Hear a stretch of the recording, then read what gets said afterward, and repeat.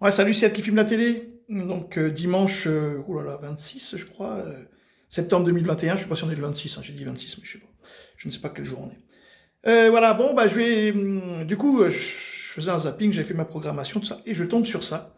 Donc c'est en rediffusion, c'est pas du direct et tout. Mais du coup, je vais finir par apprécier sérieusement Éric Zemmour, parce que là, lui, ce qu'il dit, beaucoup le pensent, mais bon, bah, nous, on n'a pas le droit de le dire, hein, parce que nous, si on le dit, ça se passe très très mal, hein, à la 17e chambre.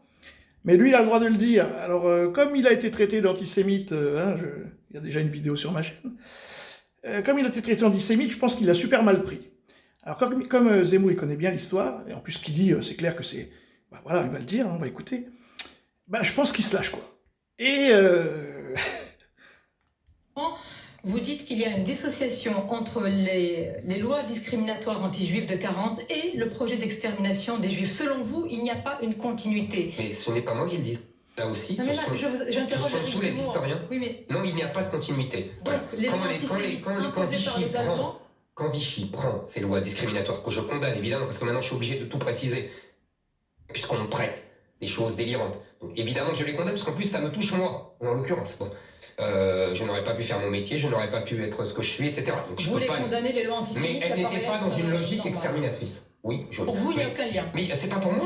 Encore une fois, tous les historiens le disent. Mais je pose la question à Éric Zemmour, presque candidat à la présidentielle. Mais pour moi, il n'y a pas de lien. Non, c'était pas l'objectif. L'objectif n'était pas exterminateur. Ce sont les Allemands qui ont introduit cette logique exterminatrice. Non, effectivement, mais ça paraît compliqué aujourd'hui. Les gens ne comprennent plus cette distinction. Vichy a freiné l'application de la solution finale, c'est ça? Je dis que Vichy a protégé les juifs français et qu'il a donné les juifs étrangers. Que aujourd'hui on trouve ça abominable, et c'est abominable, puisque ces pauvres gens sont morts. Grâce à des policiers, et malgré Vichy, malgré Pétain, malgré Hollande, malgré Bousquet.